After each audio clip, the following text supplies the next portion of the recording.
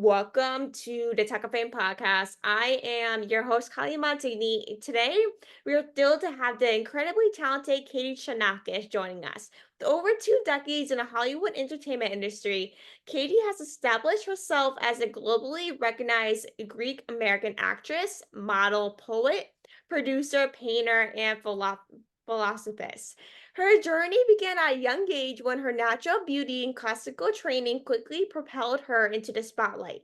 Katie's modeling career flourished as she worked with prominent companies, eventually leading her to relocate to Los Angeles and discover a true passion for acting. She made her television debut on a hit show like CBS's CSI New York, Cold Case, FX's Network's Always Sunny in Philadelphia, and Law Order SVU, which is one of my personal favorite shows. But Katie's film credits include Jessica Simpson's major movie star, The Cold with Morgan Freeman and Antonia Banderas, and a memorial scene with Nicolas Cage and the Werner's Herzog's Bad Lieutenant, Port of Cali Banderas. In film, Katie pursued a love of music, landing a deal with hip hop superstars like 50 Cent and G Unit. She toured eventually with them throughout Europe and South Africa and starred in popular music videos like Pink's Who Knew, Hilary Duff's Stranger, and the Chemical Brothers' The Golden Path. We're so grateful to have Katie sharing her story with us today. Thank you so much for joining us, on today's episode and taking the time to chat with us.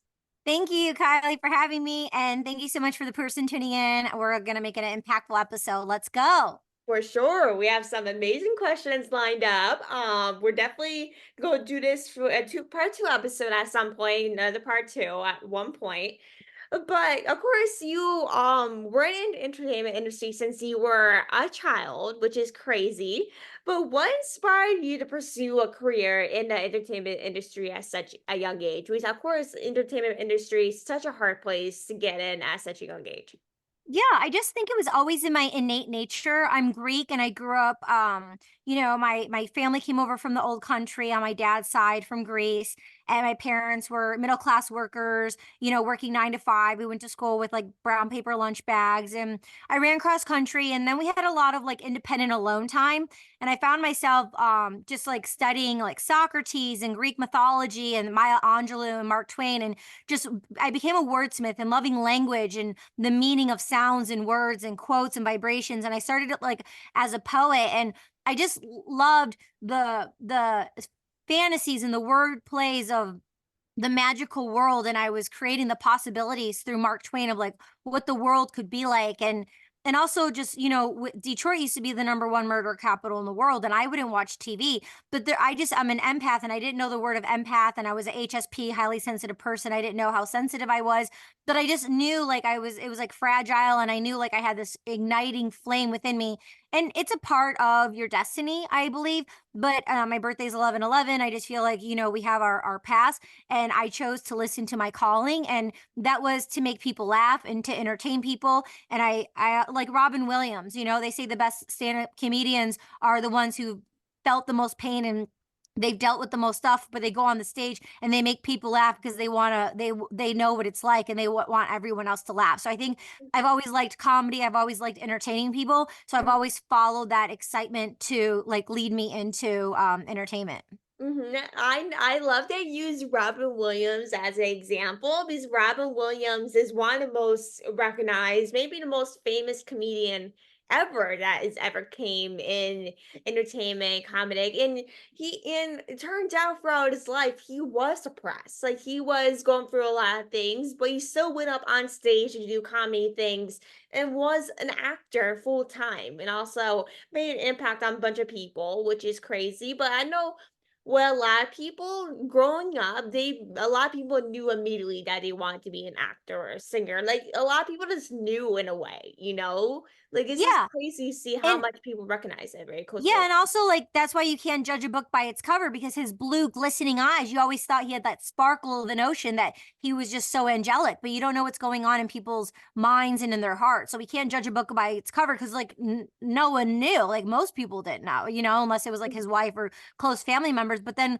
we cover up those things, it's not normalized to talk about those kind of things, and it's so it's super important to honor comedians and people and praise them in such a way, but also they're human beings like us and we don't know what they're really growing through. Yeah, like, and plus with Robin Williams, like, he grew up at, like, a different time than Yeah. me and you did, like, it was a different era that you grew up with, and with that time, like, a lot of people didn't talk about their feelings, like, as such a subject that me and you are gonna talk about in a bit, but it's something that he grew up probably not having to, like, grew up in a era where they didn't really talk about it, Like mental health wasn't such a big thing when he grew up. So it's like it wasn't such a big topic. But when he passed away a few years ago, the whole world went silent, thinking like this guy that made an impact on television and comedy that everyone absolutely loved and adored passed away, thinking like we're not gonna hear comedy things or make us laugh ever again. But we do not know what a person's going through, even though they might have the blue eyes that people will basically fall in love with them for it. Yeah, it was so just unexpected. It really was. Like he died by suicide, right? Yeah. That which is crazy. I thought it was, but I keep forgetting how he died from, but which is terrible because no one has to go through that mental health things, which is Yeah. something I'm going to bring up in just a second. Yeah. But it's really horrifying to actually have people really have to deal with that sort of thing. Yeah, definitely. But me and you were talking about before we started recording, of course, it's Mental Health Awareness Month, which is one of the most important things to a lot of people. But tell us how you're celebrating this month.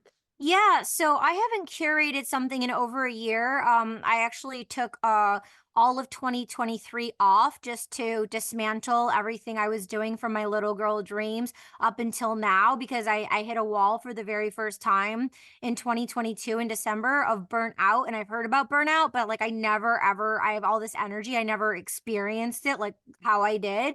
And so I dismantled and I said, like, I'm focusing on two things. One, my health, my physical health, my mental well-being, like what is going on, taking time out just to like get myself straight and then find a partner who I may want to spend like the rest of the time here I have my on my planet. So on this planet. So those are my two focuses. And I didn't know how long it was going to be, but it ended up being a year. And then and that was all 2023. And then I woke up 11 days before Mental Health Awareness Month, May 1st, in April, 11 days, and I woke up and I had this epiphany. I haven't curated something in over a month. And during the pandemic, 2020 till now, 4 years, I curated a catalog of all this music, like all these like EDM music beats. And they're psychologically like hoarding inside of me, and I want to make new art, but they're like ruminating, but they're in my like laptop and on my hard drive. So I'm like, I just want to get them all out. So I've tried to get music deals, licensing deals with connections I have. And even if you know the people, like they're still not supporting and helping you in certain ways. And it's very frustrating. So I'm like, I'm just gonna like Creative Commons, CC0, just give them to the community on the blockchain with Web3, with the artist community, and lead by example and just put out 31 tracks for 31 days, all of Mental Health Awareness Month. And I asked artists in the community, a small group, since I did it in such short notice, to put my artwork as the cover art, and then artists in the community to have their artwork as the cover artwork. And we're sharing the messages in each title something different. Schizoaffective, autism on the spectrum, Asperger's on the spectrum, behavioral problems with children, ADHD, obsessive compulsive disorder, borderline personality disorder. So like all suicide, like the suicide for teens, there's an age. It's the number way of people like, with mental health issues. Like out within 30 seconds, and then I put it in the description. So like when people come across this, or they've come across people and they're confused and they don't know, because I was confused and I didn't know until I started looking up these neuroscientists and these doctors who specialized in narcissism and gaslighting and love bombing. And I didn't know about those things. So now I know about them. So now I want to pay it forward by being the ripple effect with other artists in the community to put these topics in the description. So if you see it today, cool. If someone sees it 10 years from now, or, we can just share this information for free with one another, doing it through art and music. So I'm really proud. It's all on the blockchain. I am going to release it in Web 2, which is like on the social media apps, Spotify, Apple, and I'll release it in a 2-part series, kind of like Taylor Swift. She did 31 tracks, her anthology, her poetry anthology. So I'm releasing 31 tracks as well. I love Taylor. And I'm going to release like just 31 tracks, and it'll be on Spotify. It's under my artist name, which is Saint Kyriaki, Saint, and then Kyriaki. So people can listen to it on Web 2 for free if they have the social media platforms. But if they're in blockchain technology, they also can collect it and put it in their wallets for free as well. That's really awesome. And to go back with having a year off, so you just wrapped it up a couple weeks ago, right? Or was it a different time? Well, I hit a wall in December 2022, and then going in at the end of December, I'm like, come January, like I'm retiring. I didn't tell anyone, and like in May of 2023, I like told my dad. He was talking to a friend on the phone. I'm like, yeah, I've retired. I completely retired. I psychologically retired from my little girl dreams. I psychologically retired the things that were my little girl dreams. It was before YouTube. It was before the social media. It was, before a lot of things. And those were goals and anchors to get me to where I was. But then I was these like hooks that were getting me to where I wanted to go.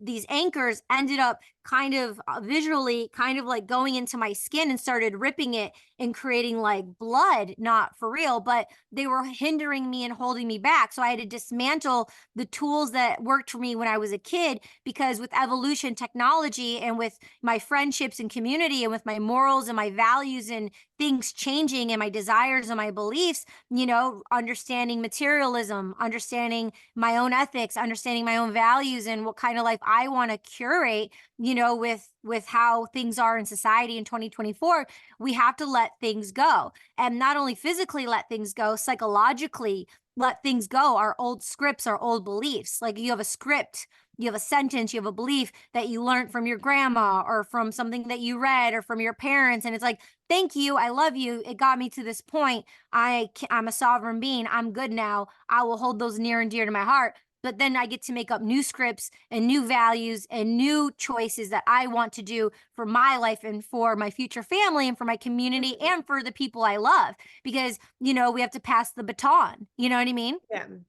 Yeah. We really do, because I wish I could say I could rather say retired, even though I'm 17. I wish I can say how I can just go retire at this point. Even if it's for a couple months, I just ready to just sweep. But even having that break to take the time for yourself and kind of push back to realize like, okay, what do I want? Because of course life really get doesn't it goes by so fast at the point where like we can't just sit back and just take a breather because we're so busy at life and we just don't realize that we need to take in everything at the moment and make sure we take time for ourselves rather than working so much and care of our kids or whatever it is, because sometimes we get wrapped up in that to the point where we're depressed and we don't know what to do for ourselves. Yeah, two things. Jim Carrey says it best. I saw it in a quote a couple years. Depress means deep rest. It's your body saying you need to rest, and you don't want to wear the public persona that you're running for, that you're trying to keep up for this egotistical image of something external that you want to like keep going. And it's this mask. So you need depress is deep rest. That's what he says. Two, like if you watch Paris Hilton's documentary, that would give it to you in a nutshell. We're a lot alike in a lot of ways, but she had like to prove something, and she wanted to be like this multi-gazillionaire and like do everything she did because of, her own stuff growing up. Mhm. But I am very extreme. So I had like all these goals, of like lawyers and doctors. And this is before free podcasts and neuroscientists and being connected with the community of like lawyers and doctors and people I connected myself with. Like, you don't need to marry a lawyer or a doctor or someone with multi billions of dollars to have the number one health and wealth, because anything could happen even if you have that much money. So, Mhm, when I was younger, I had these like illusions of how things were going to keep me safe and protected. But through that journey, I befriended some people. And also through that journey, it's like, okay, that's what I was doing, but look where I am. I don't have billions of dollars. I didn't marry a multi-billionaire. I don't have millions of dollars in my account, but the mhm, universe provides. I have my health, which is the number one wealth. I'm not taking any of those materialistic things when I leave this planet. What really matters, right? What's the mhm. value? Like the food, what we put into our body, who we listen to, what we share. I mean, with Alzheimer's at the all-time high right now, and they still don't have a cure for Alzheimer's, are we even taking our memories with us? Like, you know what I mean? Like they say, oh, we only have our memories, but are we even taking our memories? Our brain's a tool and it needs oxygen. But I was thinking and reflecting, what are we taking? This, a transfer of energy like Maya Angelou. People will forget what you said. They'll forget what you did, but they will never forget how you made them feel. So Mhm. maybe if like 80 years from now we have Alzheimer's, or the people have Alzheimer's, and they're still with animals and they still have a lot of love in their system, maybe they feel things, they just can't express it like a baby. But we have our sensorial being of how we feel, and that comes before our brain of how we think. Exactly. Like with having a meaning, people say like even if we don't have those people in our life anymore, like we're always going to remember what people say to us and what were you doing in that exact moment. Like I can tell you on top of my head, I'm not gonna say it now, but I'm saying like it's just I may not be friends with this maybe specific person anymore, but I can tell you what they did to hurt me. What were we talking about, or where were we during that moment? Like Yeah. it's very easy how much a words can really hurt a person, even if you have Alzheimer's or not. Like there's so many things we need to hear, like Alzheimer's, for example. Like Alzheimer's has kind of progressed over time. Like we kind of started to get familiar with it rather than like 20, 30 years ago. But it's like we're always going to remember what this person did to us, no matter the situation or time we are in. Yeah. Yeah. Well, I'm so grateful we had this conversation because for my mental health awareness month, the 31 days, I'm going to put Alzheimer's as one of the titles. Oh, I love it. That's such a great idea. Like personally, I never had someone with Alzheimer's in my family, so I do not know what's like. I honestly feel for people that honestly have dealt with it or are family members of it because it takes a village. Like I have a friend of mine that is basically a caregiver for her grandmother, and she's a mental health advocate and it has an organization and stuff, which she's amazing. And basically, she's taking care of her grandma that has Alzheimer's, and I'm just Yeah. like I just can't imagine how hard it is to take care of someone, like your family or your grandmother that you love so deeply to have to go through that sometimes they won't even remember who you are, which I personally I would absolutely lose my mind if I were that person. Like I could Yeah. not take it at all. So I honestly feel for all those people that have to go through that position because no one should Yeah. have to go through that. The caretakers are the living saints, They really unconditionally. They really are. And so basically with going back to acting and stuff, like how did, your classical training influence your approach to acting and then any other creative pursuits that you're doing? Yeah, I mean, I studied at LAMDA, the London Academy of Music and Dramatic Arts in London. I studied Shakespeare. I've been reading Shakespeare since I was a kid. I have like a Shakespeare Bible. It's like my Bible. It's all of the Shakespeare plays. But just studying with the best, just getting in classes and studying my craft and knowing it's a craft, and that's first and foremost. But also traveling around the world and just like listening. Like acting. You're memorizing lines. You're doing plays, you're doing the craft of acting. And then I went to a DJ music school for a year and I loved it because everything was listening. And so once you're acting, like right now, we're a storytelling, like you're listening. And then when you're speaking, I'm listening. But a lot of times when people are doing auditions in the room with casting directors, or now they're on Zoom and self tapes, like the person listening, like, or when they don't have their line, they're a lot of times they're a deer in headlights because they're thinking about their next line, so they're not actually listening. So the little cues that are happening, what you aren't saying, that I can pick up on, it's because I'm actually listening. And so it's the tone and the energy of what's not being said, but the energy too. But the transmutation of energy. And so I think that makes a really great actor, not only, knowing your lines and studying the craft, but being a great listener and to be really in the moment. And every take is different, so I think some of those things have really helped me with the craft of acting with my career thus Mhm. far, studying and always having coaches. So for every audition I have a coach who, coaches me on Skype or Zoom or on FaceTime. For me, everyone's different. Sometimes I get material and I can visually memorize it right away. If it's a lot of technical jargon for like neuroscientists, doctors, or something, it's like, huge words that we don't normally say every day. It takes a lot for me, in my own like neurodivergence to like, wrap my head. So it's like a muscle when you're practicing, you're doing it. That's why it's good to like be in workshop and classes and stuff, because it really builds the muscle and you don't get all freaked out when you get an audition, like, once a month or something. But, my mom has been my biggest advocate. Like I'll call her because for me, I'm very physical. I just need to get it out. Once I get Yeah. it out, then I'm like a sponge and I can sleep on it. Then I can write it out. And then I'll like call my mom and I'll read my lines back and forth the next day. And just to get it out of my system, like to Mhm. actually say the words with your lips and your tongue, I think is really important, So find what's good for you. There's no right or wrong way to do it. It's just knowing thyself and sticking true to what works for you and not an idea of how someone else did it. Like someone can get inspiration for me. I got inspiration from Meryl Streep and Reese Witherspoon. And a lot of people, those were inspirations of directors, producers, Timothy Chalamet. And I love Mhm. all his movies. Me And Tim, too. oh, he's He's the amazing. best. His hairdresser started following me on Instagram like 10 weeks ago. Oh my God. Really? Yes, yes. She like goes by like Jamie Grooming or something.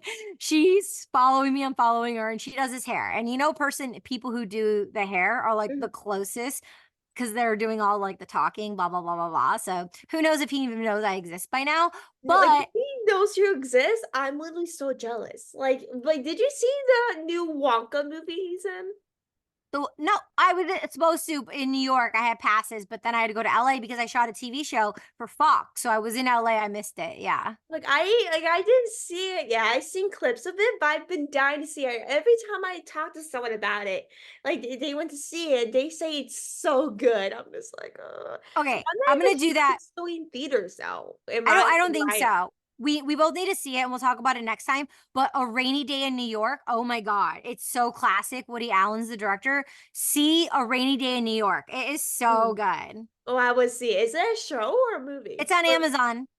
Oh, I will check it The out. film. I'm It's a actually in romantic New York comedy. often, so anything that revolves New York or has New York in a name, I will watch it. It's So, like all the classic things of New York. The Carlisle, Central Park, like and Selena Gomez is in it. So I love oh, her. what? Really? Yeah. Now I need to watch it, man. I love Yeah. Selena Gomez, so now you got me Me too. hooked on that part.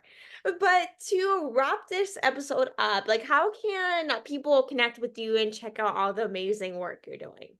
Sure. She's All Over the Place podcast is streaming everywhere. We're in our sixth season right now.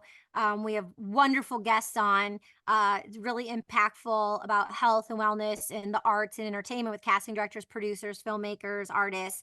But my last name is Chonacas.com, CHONACAS, CHONACAS.com.